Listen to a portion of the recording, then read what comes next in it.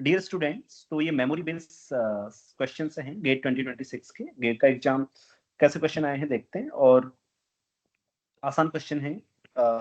And मेरे पास इतने हैं अभी, अगर आप सभी लोगों को भी कुछ याद हो तो उसको जरूर हमारे टेलीग्राम ग्रुप को ज्वाइन कर लीजिएगा, नीचे डिस्क्रिप्शन में दिया गया है और वहां पे भेजिएगा, ठीक है। मैं उन सभी के सॉल्यूशन आपको बताऊंगा।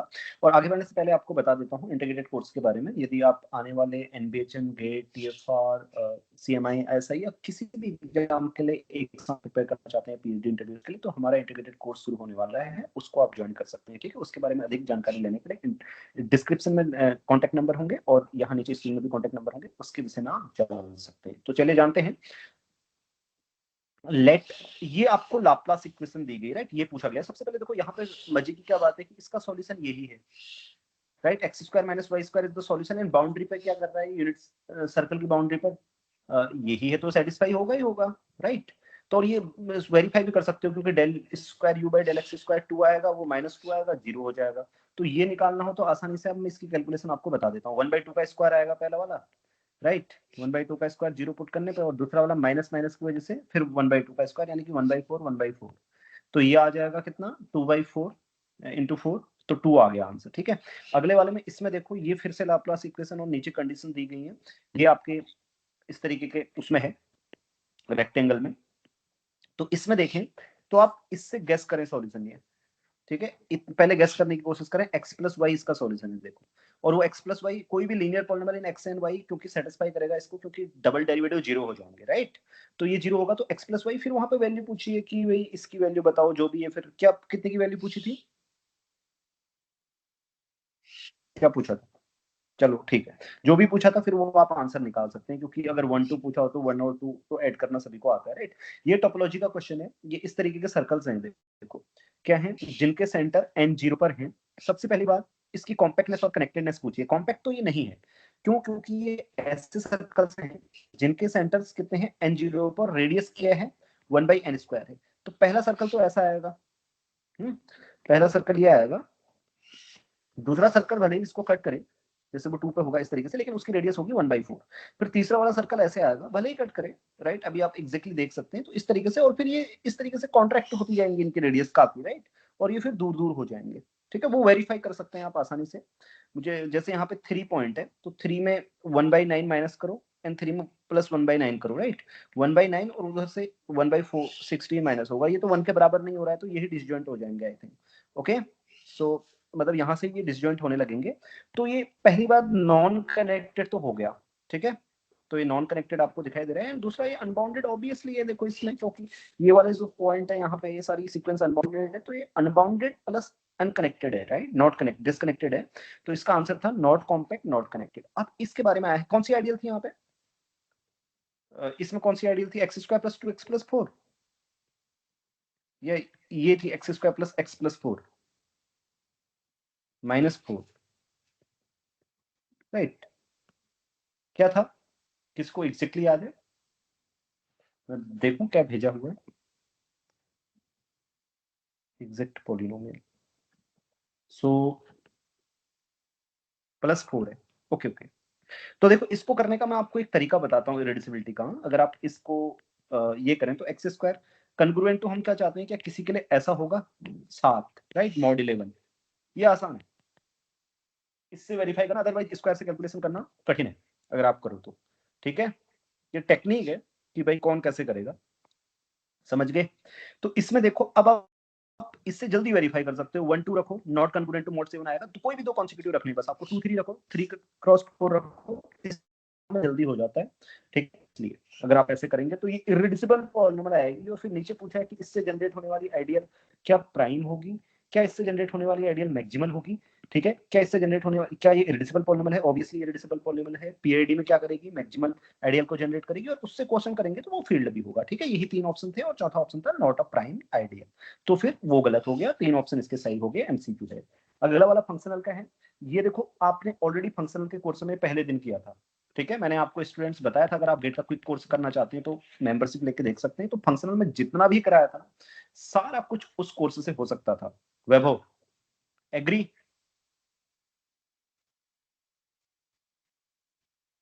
आवाज आ रही है ना आप लोग को?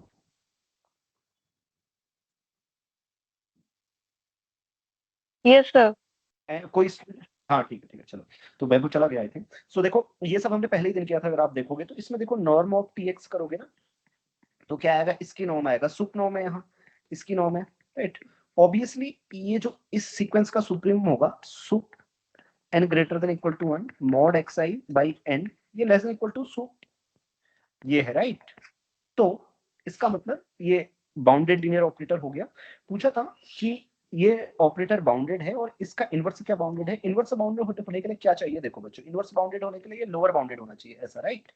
और 1 1 है वो, और सब चीजें तो आप कर सकते हैं। तो ऑप्शन करेक्ट क्या था, T is bounded but inverse is not bounded. Okay, so inverse bounded नहीं है, वो कैसे करेंगे, देखो वो ऐसे करेंगे आप, ये सीक्वेंशियल होगा, ये भी मैंने आपको सिखाया था, रेंज से बाउंडेड है, मतलब रेंज जो है उसकी, हाँ उससे बाउंडेड है यानी। तो E1 E2 अगर आप लेंगे तो उस तरफ Tx की नॉर्म कितनी आएगी, देखो, ठीक है, E1 में करेंगे तो 1 आएगा, E2 में करेंगे तो 1 बाई, तो ये वाली जो सीक्वेंस है ना, TEN, this is less equal to, but EI सारे क्या है, उनकी नॉर्म तो 1 है, तो ये क्या आ जाएगा, इस तरफ 1 बाई n आ जाएगा, इस तरफ n, but n tends to 0 पर ये क्या होगा, कॉन्ट्राडिक्ट, इसलिए तो क्या था इसका answer, T is bounded operator but it's inverse is not bounded from its range. And ये वाला कोफाइनाइट टोपोलॉजी ऑलरेडी कराया हुआ है, इसको सोचने की जरूरत भी नहीं थी, मैंने आपको मतलब जो इससे पीछे क्लासेस ली, मैंने आपको बताया था, ये सब चीज तो आपको पहले से पता होना चाहिए। देखो कोफाइनाइट टोपोलॉजी है तो बताया था ना, जब भी कोफाइनाइट टोपोलॉजी आएगी तो आपको क्लोज क्या कैसे काम करना है, कि what are the close sets, obviously finite sets are close क्योंकि उनके कंप्लीमेंट ओपन है, राइट, बिकॉज उनके कंप्लीमेंट फाइनाइट सेट होंगे इसलिए। और कॉम्पैक्ट, कॉम्पैक्ट बिल्कुल ये कॉम्पैक्ट है, क्योंकि जैसे देखो कोई भी इनफाइनाइट सेट हो, अगर इसकी जगह कोई भी इनफाइनाइट सेट होकर आप इसको किसी यूनियन लिखो, जो टोपोलॉजी की मैंने क्लास कराई थी आप लोगों को, जिसमें सारे क्वेश्चन सॉल्व किए, तो वहां पे इस तरीके का एक क्वेश्चन किया था, ये कोई भी अभी आप क्या लो, कोई भी यू अल्फा पिक कर लो, ये फाइनाइटली मेनी पॉइंट को मिस करेगा, x1 x2 dot dot dot xn, आप वे फाइनाइटली मेनी पॉइंट्स को कंटेन करने वाले यहाँ से ले लो, और फिर आपके पास क्या आ जाएगा, यू अल्फा 1, मान लीजिए वो you alpha 2 dot dot dot U alpha n है, उनका यूनियन यू अल्फा के साथ करोगे तो फाइनाइट कवर मिल जाएगा, तो ये कॉम्पैक्ट होती है, ठीक है। अब कनेक्टेड, ऑब्वियसली ये कनेक्टेड होती है क्योंकि आप इसको डिस्कनेक्ट नहीं कर सकते। देखो मान लीजिए आर है, तो आप इसको disjoint union of two close set लिखेंगे, right, non empty sets, but close set सारे फाइनाइट है ना, जैसे आप मान लीजिए ए यूनियन बी, तो disjoint union of open sets and close set, क्योंकि क्लोपन होते हैं इसलिए, ठीक है। तो क्लोज बोलो या ओपन बोलो एक ही बात है, अगर डिस्कनेक्टेड है तो फिर आप ये देखिए कि ये भी फाइनाइट होगा, ये भी फाइनाइट होगा, दोनों क्लोज, पर उनका यूनियन भी फाइनाइट होगा, लेकिन आर फाइनाइट नहीं है, इसलिए कनेक्टेड है, ओके। हॉर्सडॉर्फ, हॉर्सडॉर्फ है, नहीं है हॉर्सडॉर्फ, क्यों, क्योंकि जैसे एक्स का कोई भी नेबरहुड ले लो और वाई का कोई भी नेबरहुड ले लो, ये हमेशा इंटरसेक्ट करेंगे, क्यों, क्योंकि ये भी फाइनाइटली मेनी पॉइंट को मिस करेगा, ये भी फाइनाइटली मेनी पॉइंट को मिस करेगा, लेकिन और सारे पॉइंट, बहुत सारे पॉइंट हैं वो इनमें कॉमन मिल जाएंगे, राइट, समझ गए। तो इसलिए तो कोई भी दो इंटरसेक्ट करेंगे, इसलिए इसका क्या सही होगा, ये सही नहीं होगा, और बाकी के तीन सही होंगे। अब ये रही ये क्वेश्चन आपने टीएफआर में किया था, याद है आप, टीएफआर की बुक में भी है, सेम क्वेश्चन, नलिटी ही पूछी थी उसने, ठीक। अब मैं आपको बता देता हूँ, देखो सबसे पहले इस तरीके के क्वेश्चन को जल्दी कैसे करते हैं, इसमें नलिटी पूछी है तो सबसे पहले देख लेना चाहिए कि इसकी रेंज क्या है, क्यों, क्योंकि dimension of the vector space will be equal to rank of T plus nullity of T होगी। नलिटी ऑफ टी पूछिए, रैंक टी निकालना आसान है, क्यों, क्योंकि देखो वन कहाँ मैप होगा, जो पॉलिनोमियल वन है वो 1,0 पर मैप होगा, एक्स कहाँ मैप होगा, वो होगा, क्योंकि आपको सिर्फ बेसिस कहाँ मैप होगा देखना है, राइट, 1 पर 1 मैप दे रहा है और ये आ जाएगा, लेकिन ये तो लीनियरली इंडिपेंडेंट वेक्टर है और ये इमेज में है, तो इसका मतलब ये 2 डायमेंशनल स्पेस को तो स्पान करेंगे, लेकिन आर स्क्वायर खुद से 2 डायमेंशनल है, तो ये मैप ऑन टू हो गया। जैसे ही ये मैप ऑन टू हो गया तो 4 - 2 ये आ गई नलिटी, और ये आपका आंसर आ गया इस तरीके से, ठीक है। तो इस तरीके से सोचना भी आना चाहिए आपको एग्जाम में जब आप बैठे हो, ठीक है, ताकि आपका समय बच जाए और आप बाकी के क्वेश्चन में क्या करो वो करो। अब देखो ये टोपोलॉजी का फिर से क्वेश्चन, ये टोपोलॉजी दी है और ये यहाँ पे दी है, और पूछा number of open sets nor close nor open, ऐसे ओपन सेट जो ना ही ओपन है ना ही क्लोज है। इसके लिए अगर आप देखोगे तो ये भी बोथ ओपन बोथ क्लोज है, और ये भी बोथ ओपन बोथ क्लोज है, क्योंकि ये एक दूसरे के कंप्लीमेंट है, राइट, इसमें। तो इसका मतलब यही सारे सेट्स हैं both open both closed. Closed के लिए हमें क्या करते हैं, क्लोज्ड के लिए हम देखते हैं कि सारे कंप्लीमेंट ले लिए जाएं, लेकिन अगर इन सबके कंप्लीमेंट लोगे फिर से यही आएगा। तो 4 sets are both open both closed, and it means remaining sets 2 की power 6 - 4 are neither open nor closed, तो उनका नंबर कितना आएगा 16, ठीक है। तो अब ये वाला क्वेश्चन ये क्या कहता है, fx2y is a continuous bijective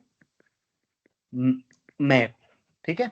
पूछा है कि ये कब होम्योमॉर्फिज्म हो जाती है। 3 ऑप्शन गलत हैं, इधर उधर किए हुए हैं, और ये बहुत ही वेल नोन है, और इसको हमने पीछे आपको मैंने परसों ही बताया था, अगर आप याद करेंगे 2024 का एक एग्जाम करा रहा था, और कई बार आपको TFR में भी बताया हुआ है, राइट।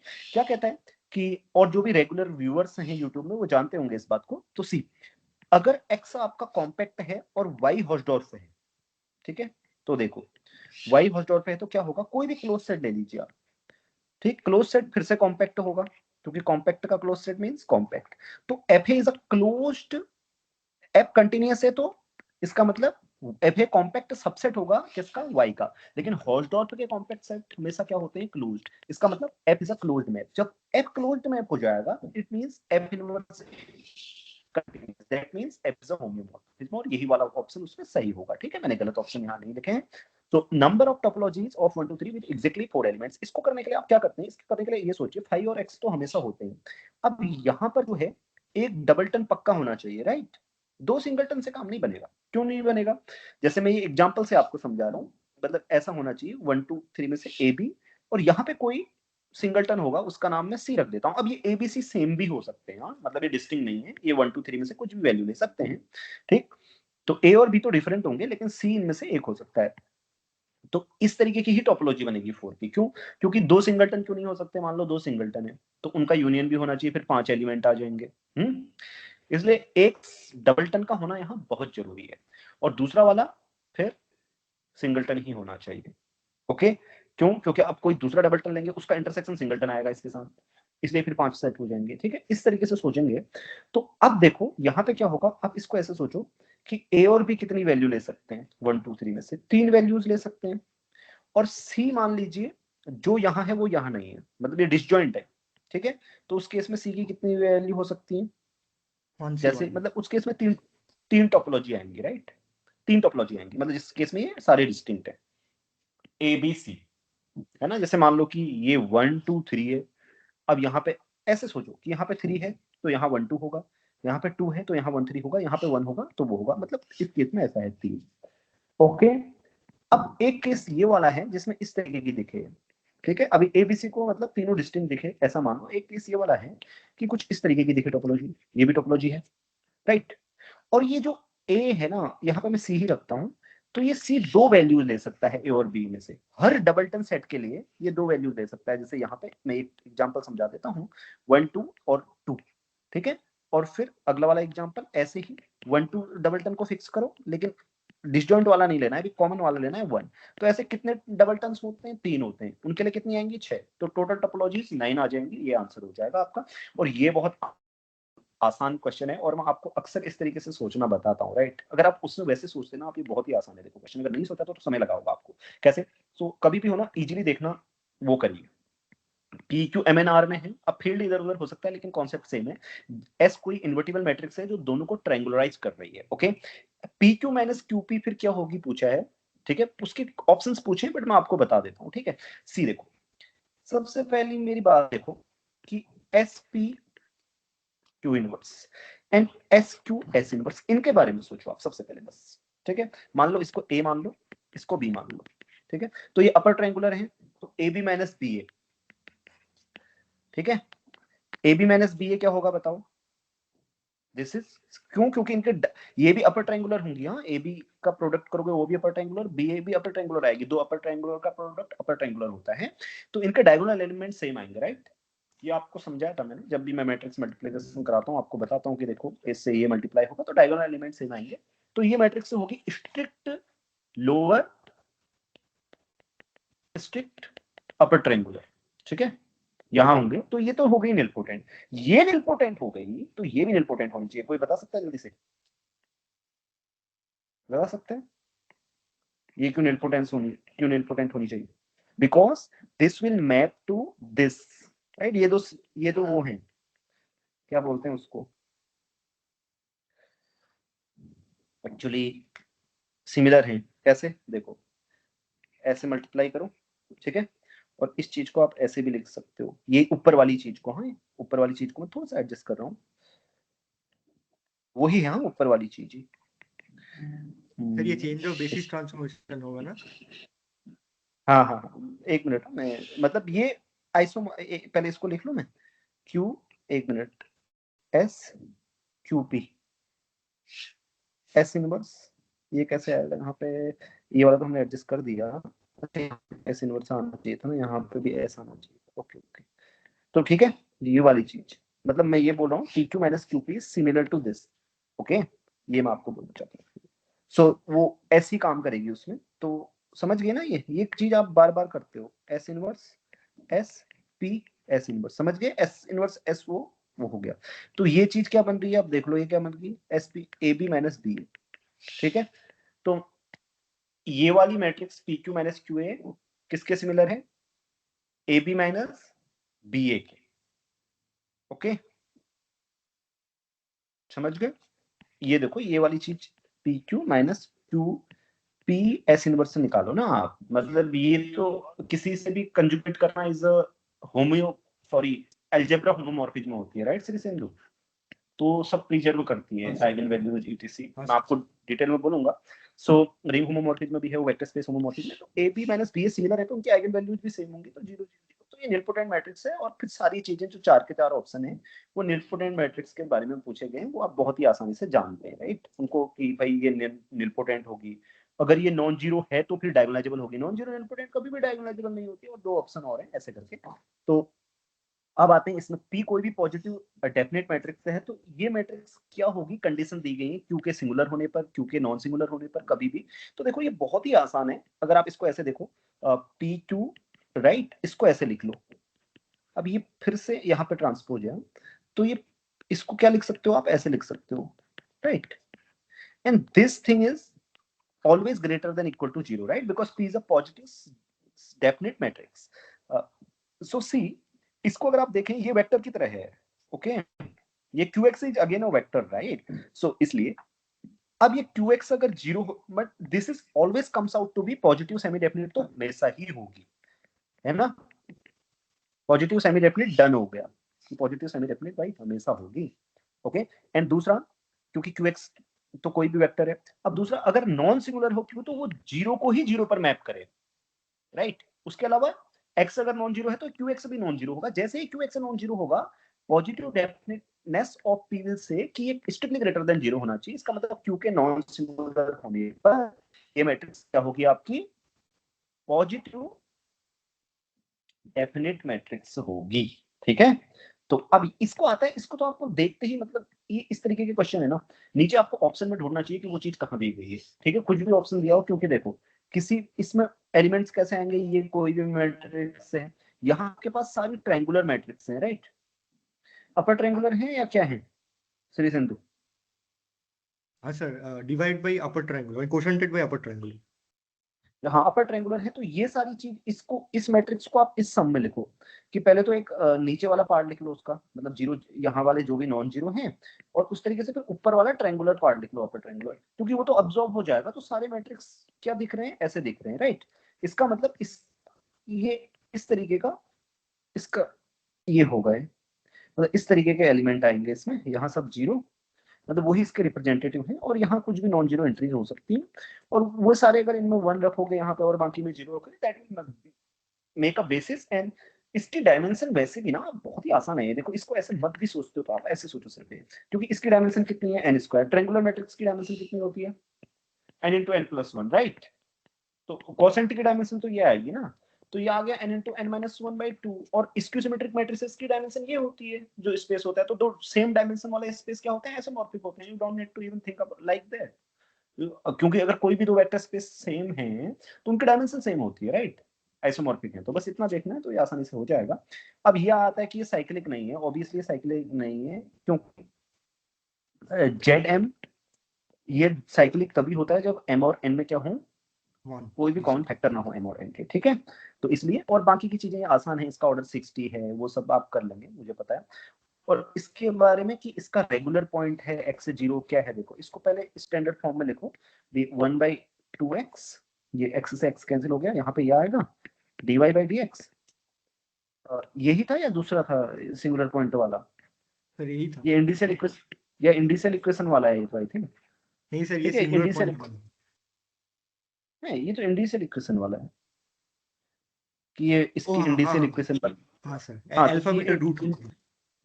हाँ हाँ, तो ठीक है, ये देखो 1/2 आ रहा है, वो अगर निकालोगे ना ए नॉट, वो आप जानते हो राइट, एक्स से मल्टीप्लाई करके। दूसरे वाले में क्या आ रहा है, एक्स स्क्वायर से मल्टीप्लाई करोगे तो 1/2 आ रहा है बी, राइट। तो इंडिशियल इक्वेशन क्या बनेगी, r square minus a naught minus 1 होता है ना, तो प्लस 3/4 आ जाएगा आर प्लस 1/2, ये इंडिशियल इक्वेशन बन गई। अब इसके दो रूट्स हैं, alpha not equal to beta, obviously क्योंकि ये फॉर्म की नहीं है, आर माइनस अल्फा का होल स्क्वायर, वो दिख रहा है क्योंकि आप मतलब अदरवाइज अगर ऐसा होता तो sum of roots 2 alpha equal to 3/4 and alpha square equal to 1/2, वो कॉन्ट्राडिक्ट हो जाएगा, आप देख सकते हैं। एंड इन दोनों का डिफरेंस 3/4, मतलब दो रूट्स का डिफरेंस वो ये आता है, वो इंटीजर नहीं है, ओके समझ गए, does not belong to Z. तो ये आपका आंसर हो गया, आसान सा था। देखो ये तुमने एक दिन पहले सीखा था, ठीक है, तो वो बच्चे अभी जो देख रहे होंगे, राइट, कुछ बच्चे ऐसे होंगे जिन्होंने लाइव क्लास नहीं की या यूट्यूब में जो क्लासेस आ रही थी नहीं की, तो एक दिन का था, दो क्वेश्चन तो आपके 4 नंबर तो एक ही दिन के थे, समझे ना। बहुत सारे ऐसे थे कि 10 नंबर का मतलब 20 नंबर का ऐसा था, तुमने पीछे ही कुछ दिनों में सीखा था और वो आया था, राइट। श्रीसेन तो किया होगा तुमने ये हाँ सब। सर, ये मैंने किया सर, आपने करवाया सर। ये इसके लिए जेड क्या बार करो, होगा डेल सर। सर ये जेड बार होगा, हाँ 5 जेड बार होगा। Del f by del z bar करो, फिर ये आ जाएगा। तो देखो भाई, और जो तीन ऑप्शन है उनमें कुछ ऐसा दिया गया है जहां पर ये जीरो नहीं हो रहा है, राइट, क्योंकि जहां पर भी डिफरेंशियल होता है del f by del z bar zero होता है, तो बाकी का बचा ऑप्शन 5 ही है। ऐसा नहीं जहां पर जीरो हो डिफरेंशियल हो ही जाता है, लेकिन ऑप्शन एलिमिनेट हो गए, इसलिए जेड इक्वल टू 5 आएगा आंसर, उस पर वो है।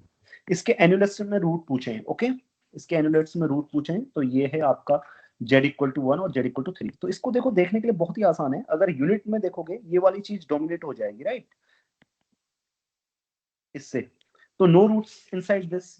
एंड दूसरे वाले में देखोगे तो इससे डोमिनेट हो जाएगी ये वाली चीज फुली, ठीक है, मतलब 3 वाले में तो सारे रूट्स, क्योंकि इसके 6 रूट्स हैं तो इसके भी सारे रूट्स यहाँ आ जाएंगे, तो 6 के 6 रूट्स किसमें करेंगे, एन प्लस बाई करेंगे।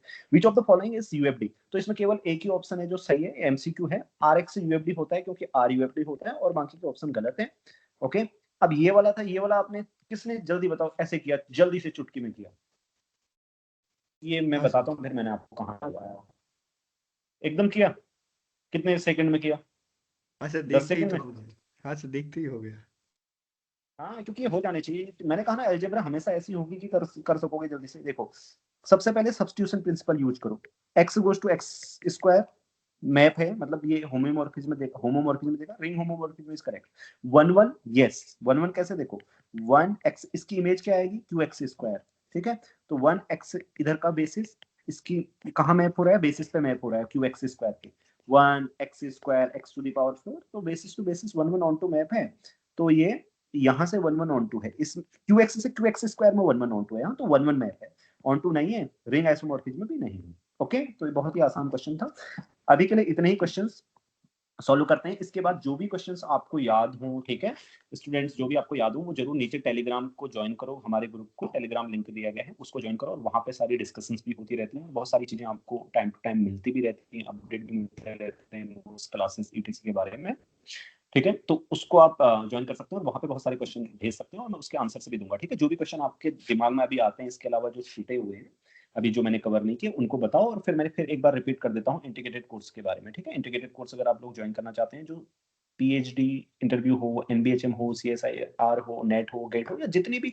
कॉम्पिटिटिव एग्जाम्स हैं, और उसके अलावा यूनिवर्सिटी एग्जाम हो, तो वो एक कोर्स ऐसा है जो सब में क्या करता है, आपकी सहायता करता है, राइट। और जो ये नेट और गेट के एग्जाम है तो काफी आसान हो जाते हैं उससे, तो अगर उसको ज्वाइन करना चाहते हैं उसके बारे में भी यूट्यूब कम्युनिटी पोस्ट में डिटेल्स हैं, उसके लिए नीचे डिस्क्रिप्शन में दिए गए नंबर्स पे कांटेक्ट भी कर सकते हैं और उसके बारे में जान सकते हैं। उसमें लिमिटेड सीट्स होंगी क्योंकि मैं पर्सनली गाइड करता हूँ सारे बच्चों को इंडिविजुअली, तो आप लोग चाहे तो जल्दी से एडमिशन ले सकते हैं ताकि आपको टाइम पर एडमिशन मिल जाए, ठीक है। चलिए इसमें इतना ही कहना था, नमस्कार आपको, ठीक है। आप क्वेश्चन होता है अवश्य भेजिए और नीचे कमेंट करके बताइए कि आप इनमें से क्या मैंने कुछ गलत तो नहीं बोला, क्योंकि मैं भी जल्दी में आपको इनको बता रहा हूँ, या फिर आपको कुछ और याद है जो आप करना चाहते हैं, तो कमेंट कीजिए, अवश्य मैं उनको पढ़ूंगा और रिप्लाई करूंगा। चलिए नमस्कार।